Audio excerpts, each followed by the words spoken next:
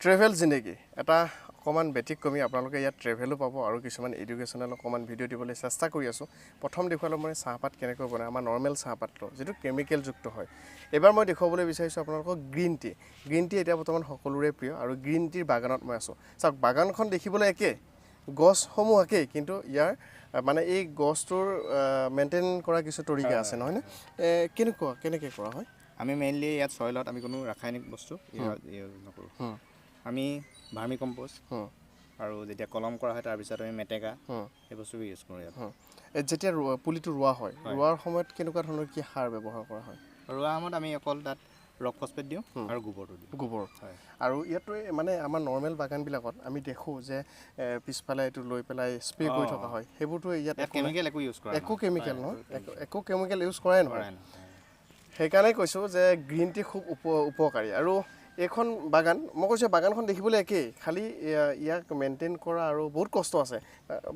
ন হয় ইয়াত আপুনি বন আমাৰ জেনেৰেলি বাগানবোৰত বন মাৰিবৰ কাৰণে দৰৱ ইউজ কৰা হয় ইয়াত কোনো হেৰি কাৰণে আমি কাটো চিপলিং কৰোঁ ৰোৱাৰ কিমান দিন পিছত ইয়াৰ পাতবোৰ ছিঙিব পৰা হয় জেনেৰেলি তোমাৰ 1.5 বছৰত আমি প্ৰথম এনে হেৰি কৰিব পাৰোঁ এবছৰ মানে কি হ'ল 6-7 মাহ আমি জাষ্ট হেৰি কৰিবৰ কাৰণে এটা দুটা কলি ছিঙিব পৰা হ'ল আৰু তাত 2-3 বছৰ পিছৰ আৰম্ভ হৈ যায় গতিকে এতিয়া মই আপোনালোকক দেখুৱাম এখন গ্ৰীণ টিৰ বাগান আৰু প্ৰডাকশ্যনটো কেনেকুৱা হয় কেনেকৈ বনায় গ্ৰীণ টিটো মই সেয়া আপোনালোকক দেখুৱাম গতিকে এটা মিনি ফেক্টৰী আছে গতিকে মিনি ফেক্টৰীলৈ যাম আপোনালোকক মই দেখুৱাবলৈ চেষ্টা কৰিম অৰ্গেনিক বাগানখনৰ পৰা আহি এটা সৰু ফেক্টৰীত আহিছোঁ গ্ৰীণ টিৰ চাহিদা বৰ্তমান সময়ত খুবেই বেছি আপোনালোকে সকলোৱে গম পায় নিজৰ স্বাস্থ্য যতনৰ কাৰণে গ্ৰীণ টিৰ খুবেই প্ৰয়োজন আছে কিন্তু সেই হিচাপে গ্ৰীণ টিৰ ফেক্টৰী বাকী আমাৰ নৰ্মেল চাহৰ ফেক্টৰীবোৰ যিমান ডাঙৰ কিন্তু গ্ৰীণ টিৰ ফেক্টৰী ইমান ডাঙৰ হোৱাগৈ নাই সৰু সৰু ইউনিট কিছুমানত গ্ৰীণ টি বনায় তেনেকৈ চলি আছে আজি মই এটা সৰু ইউনিট এটাত আহিছোঁ বৰ্তমান আছোঁ মই নাহৰকটীয়া এইটো কি নিগাম ডিব্ৰুগড় ডিষ্ট্ৰিক্ট মই তাত আহিছোঁ এটা সৰু ইউনিট তাত মই দেখুৱাবলৈ চেষ্টা কৰিম আচলতে গ্ৰীণ টিটো তাৰ পৰা ছিঙি অনাৰ পিছত ইয়াত কেনেকৈ প্ৰচেছ কৰা হয় কি প্ৰচেছ আছে মই সেইখিনি দেখুৱাবলৈ চেষ্টা কৰিম বলক ভিডিঅ'লৈ যাওঁ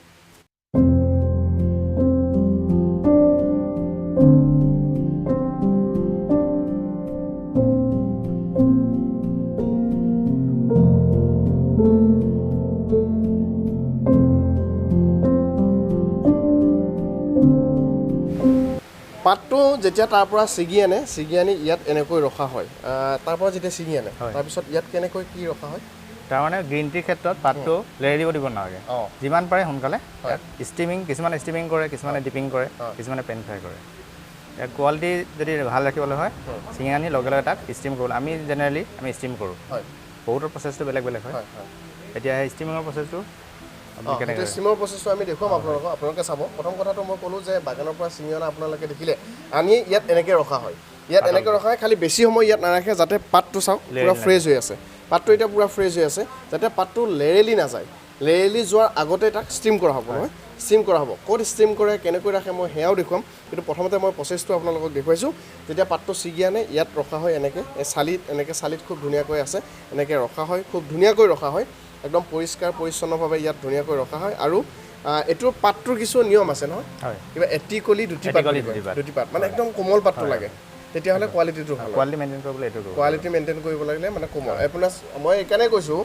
যে এটি কলি দুটি পাত আপোনালোকে দেখিছে ইয়াত এইটো এটা পাত আৰু এইটো হৈছে কলি মানে এইটো পাত ওলোৱা নাই আৰু সেইকাৰণে কোৱা হয় যে এটি কলি দুটি পাত আৰু এটি কলি দুটি পাত হ'লেহে তাৰমানে ইয়াৰ গ্ৰীণ টিৰ কোৱালিটিটো ভাল হয় গতিকে এতিয়া আমি যাম য'ত ষ্টিম কৰে সেইখিনি দেখুৱাবলৈ চেষ্টা কৰিম কিমান সময় ষ্টিম কৰে কিমান সময় ৰখা হয় ষ্টিম কৰাৰ পিছত কেনেকৈ কি কৰে গোটেইখিনি দেখুৱাম ষ্টিম কৰা ঠাইলৈ যাওঁ সেইটো হোৱাৰ পিছত তাত তেনেকৈ পাতটো ৰখাৰ পিছত ইয়াত ষ্টিম কৰা হয় মানে কিবা হিচাপ আছে আপোনাৰ পানীৰ টেম্পাৰেচাৰটো 100 ডিগ্ৰী আমি যোনটো বকবককৈ উতলা বুলি কওঁ ডাঙৰ বগোৱাল যোনটো আহে পানী সেইটো আহিব লাগিব আৰু পানীটো গৰম হ'লে ষ্টিম কৰিলে প্ৰপাৰ ষ্টিমটো কিমান সময় কৰিব লাগে 1 মিনিটৰ পৰা 1 মিনিট 20 ছেকেণ্ড 1 মিনিটৰ পৰা 1 মিনিট 20 ছেকেণ্ড তাত আমি পাতটো চুই মেলি এটা হেৰি গম পাওঁ তাৰ এটা পিছলোৱা হেৰি এটা আহিব তাৰ গোটেই হেৰিটো নাগি নাইকিয়া হেৰি হৈ যাব মানে সেইটো আপোনালোকে চালেই গম পাই যাব সেইটো কিমান সময় তাত 1 মিনিট মান লাগে 1 মিনিট 20 ছেকেণ্ড 1 মিনিট 20 ছেকেণ্ডত পাতটো সিজি যায় তাৰপিছত ইয়াৰ পৰা আকৌ তালৈকে এক লগে লগে ঠাণ্ডা কৰিব লাগিব সেইটো প্ৰচেছ আপোনালোকক দেখুৱাম এতিয়া পাত ইয়াত কেনেকৈ দিয়া হয় বা সেইটো মানে কেনেকৈ ষ্টিম কৰা হয় মই সেইটো দেখুৱাম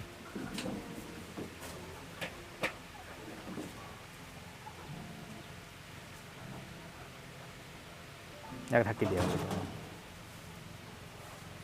ষ্টিম কৰা হৈ গ'ল এটা তেখেতে চাব ঠিকে আছে নে নাই অকণমান এফালে লৈ আহক ঠিকে আছে ন চাওক হৈ গ'ল এইটো এইটো ষ্টিম হৈ হৈ গ'ল গ'ল প্ৰপাৰ এইটো ষ্টিম হৈ গ'ল আপুনি পাত জেনেৰেলি নৰ্মেলি কেঁচা পাত এটা আহিলে এটা আমাৰ কিটিককে শব্দ এটা উঠে চাউণ্ড কৰে এইটো নকৰে এইটো নকৰে আচ্ছা এনেই আমাৰ সাধাৰণ অৰ্থত ক'বলৈ গ'লে এই বস্তুটো অঁ বুজাই দিবৰ কাৰণে এইটোৱে ফুল ষ্টিম এটা ষ্টিকিনেছ এটা আহিব এইটো হৈ গ'ল হৈ গ'ল এইটো এতিয়া ইয়াৰ লগে লগে ঠাণ্ডা কৰা শুকুওৱা হ'ব ঠাণ্ডা কৰিব গৰম হৈ আছে নে অ'কে ঠাণ্ডা কৰিব এতিয়া ঠাণ্ডা ক'ত কৰে কেনেকৈ কৰে তালৈকে আমি যাম ষ্টিম কৰাৰ পিছত ইয়ালৈকে পাতটো অনা হয় আৰু ইয়াত শুকুওৱা হয় ন নহয় শুকুওৱা নহয় তাক ঠাণ্ডা কৰা হয় ঠাণ্ডা গৰম হৈ কৰা থাকে গৰমটোক তাক লগে লগে ঠাণ্ডা কৰি দিব আচ্ছা ঠাণ্ডা কৰি লগে লগে ঠাণ্ডা কৰিব লাগে ন এই কিমান সময় ঠাণ্ডা কৰিব লাগিব ঠাণ্ডা কৰিবলৈ বুলি নহয় লগে লগে ঠাণ্ডা হৈ যায় আৰু কিন্তু এই ৰলিঙৰ কাৰণে আমি ৰেডি কৰি আছোঁ আচ্ছা ইয়াত কমচে কম 20-25 মিনিট বা আধা ঘণ্টা এনেকৈ হ'লেও মানে কি হ'ল ইয়াত যেতিয়া ষ্টিকিনেছটো থাকিব ইয়াত পানীটো নাথাকিব আচ্ছা ষ্টিকিনেছ অহাৰ পিছত আমি ইয়াত ৰলিঙৰ কাৰণে ৰেডি মানে এইটো ইয়াত অনাৰ পিছত আপোনাৰ এনেকৈ টাচ কৰি থাকিব লাগে নেকি কৰিব নালাগে এইটো বেছি একচুৱেলি হেণ্ডলিং কৰিব নালাগে আচ্ছা মেলি দিব লাগে অঁ যিমান পাৰে কম হেণ্ডেল কৰিব লাগে অ'কে অ'কে অ'কে তাই মেলি মই অকল চাইছোঁ মানে আঠা হৈছে নাই মানে আঠা হ'ব লাগে ন আঠাটো হ'ব আঠা হ'ব লাগে আঠা হোৱাৰ পিছত এনেকৈ মেলি দিলে শুকাই যাব হৈ যাব 20-25 মিনিটত শুকাই যাব তাৰপিছত ইয়াক ৰলিং কৰা হ'ব তাৰপিছত ইয়াত ৰোলিং কৰা হ'ব গতিকে আৰু প্ৰচেছ আছে মই কণ্টিনিউ দেখুৱাই গৈ আছোঁ চাই থাকক কাৰণ গ্ৰীণ টি বৰ্তমান সকলোৰে প্ৰিয় আৰু এটা কথা দিম যে আপোনাৰতো এইটো সৰু ফেক্টৰী একদম নিজৰ হয় নেকি নিজৰ ন কিমানজন মানুহে আপোনাৰ আণ্ডাৰত কাম কৰি আছে বৰ্তমান মই ইয়াত আপোনাৰ যোনবোৰ প্ৰচেছিং কৰা মানুহ 3জন আছে 3জন এনে প্লাকাৰ আছে 7জন 7জন আছে আৰু বাগান আপোনাৰ নিজৰ নিজৰ হয় কিমানমান বাগান 15 বিঘামান বাগান আছে 15 বিঘামান বাগান নিজৰ গোটেই আপুনি নিজে কৰি থাকে তাত নিজে লাগে মই নিজে লাগো তেখেতসকলক লাগে নিশ্চয় খুব ভাল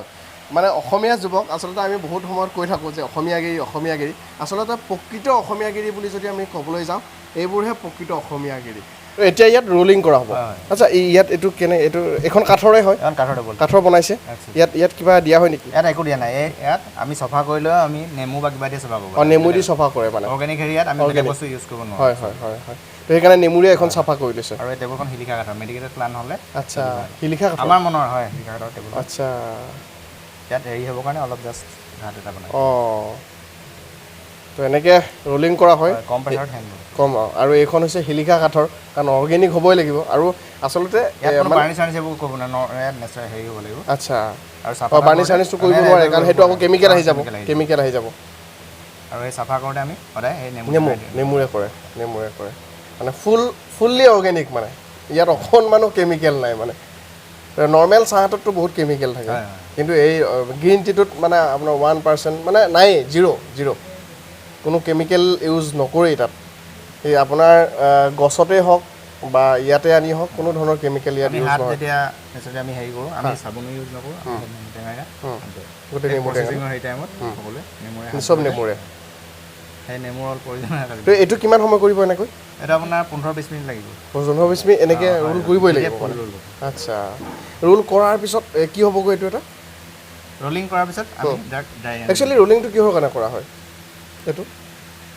আপোনাৰ পাতটো হয় ইয়াত কিছুমান চেল থাকে এইটো তাক মাৰিব লাগিব আৰু এইটো ভাঙি যাব নালাগিব আচ্ছা তেতিয়াই আপোনাৰ ইয়াত যেতিয়া ভাঙিব ইয়াত বহুত সৰু আমি এনেকৈ দেখিছোঁ খালি চাকৈ দেখি নাপাওঁ ইয়াৰ যেতিয়া ভাঙি যাব তাৰ টেষ্টটো গোটেই বস্তু যিখিনি থাকিব লাগে সেই বস্তুটো খোৱা যাব আচ্ছা তো আৰু ইয়াৰ পিছত কি কৰা হয় ইয়াৰ পিছত ড্ৰাইং ইয়াৰ পিছত ড্ৰাই গতিকে ড্ৰাই কেনেকৈ কৰা হয় সেয়াও মই আপোনালোকক দেখুৱাম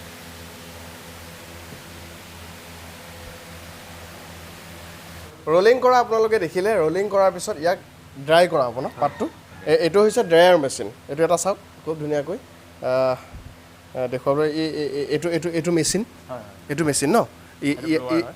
ইয়াৰ পৰা মানে ভাপটো হিটটো দিয়া গৈছে ইয়াৰ পৰা হিটটো দিয়া হৈছে আৰু ইয়াত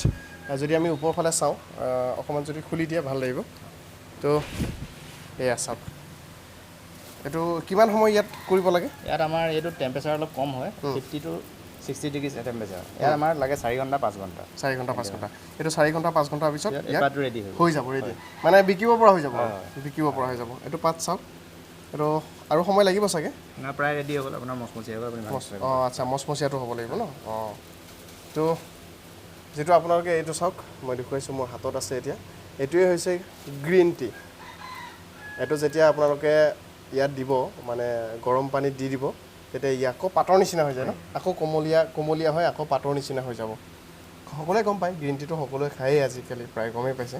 গ্ৰীণ টিৰ প্ৰচেছটো মই আপোনালোকক দেখুৱালোঁ চাহ খাব পৰা হৈ গ'ল এটা গ্ৰীণ টি আমি সোৱাদ ল'ম এয়া হৈছে গ্ৰীণ টি এইটো পাতটো ইয়াৰ পৰা ল'ম আমি 3-4জনৰ জোখৰ হেৰিয়াত লৈছোঁ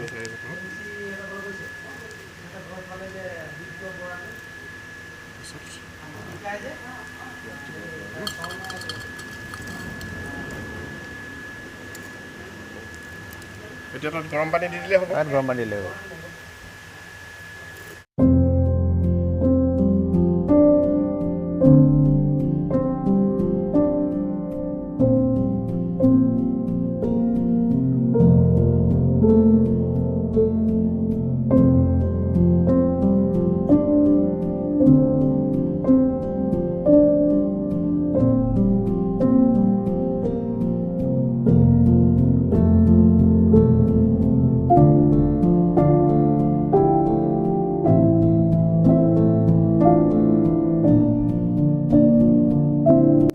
ফাইনেলি গ্ৰীণ টি হৈ গ'ল আপোনালোকে দেখিলে ইয়াত শুকোৱাৰ পিছত গ্ৰীণ টি হৈ গ'ল আৰু ইয়াত এনেকৈ পেকিং কৰি ৰখা হৈছে আৰু ইয়াত এনেকৈ ৰাখে আৰু ইয়াত ৱেইট কৰাৰ পিছত এনেকৈ বাণ্ডুল ৰেডি কৰা হয় আৰু ইয়াৰ পৰাই পঠিয়াই দিয়া হয় আমাৰ কাৰণে আপোনালোকৰ কাৰণে গতিকে এয়াই আছিলে গ্ৰীণ টি কেনেকৈ বনাই মই দেখুৱাবলৈ আপোনালোকক চেষ্টা কৰিলোঁ ইয়াৰ আগৰ ভিডিঅ'টোত আপোনালোকে দেখিছিলে আমাৰ যিটো নৰ্মেল চাহ কেনেকৈ বনায় সেই ফেক্টৰীত মই একদম বিশাল ডাঙৰ ফেক্টৰীত গৈ দেখুৱালোঁ আপোনালোকক সেইটো কেমিকেলযুক্ত হয় এইটো কিন্তু সম্পূৰ্ণ অৰ্গেনিক হয় ইয়াত তিল মানুহ আপোনাৰ কেমিকেল নাথাকে গতিকে এইটো আমাৰ স্বাস্থ্যৰ কাৰণে আচলতে এইটোহে বেছি যদিও দামটো অকণমান বেছি কাৰণ ইয়াৰ কষ্ট আছে মেহনত আছে গতিকে সেইকাৰণে দামটো অকণমান বেছি কিন্তু দাম বেছি হ'লে কি হ'ব আমাৰ স্বাস্থ্যৰ কাৰণে আমি যিটো ভাল আমি সেইটোহে খাম গতিকে গ্ৰীণ টি কেনেকৈ বনায় বা স্বাস্থ্যৰ কাৰণে আমাৰ কিয় ইমান উপযোগী আপোনালোকে প্ৰচেছ দেখিলেই গম পালেই প্ৰচেছ এতিয়া গ্ৰীণ টিৰ ওপৰত এটা ভিডিঅ' বনাবলৈ চেষ্টা কৰিলোঁ আশা কৰিলোঁ আপোনালোকে ভাল পালে চাই থকাৰ বাবে ধন্যবাদ ট্ৰেভেল জিন্দগীৰ পৰা মই বিদায় লৈছোঁ ধন্যবাদ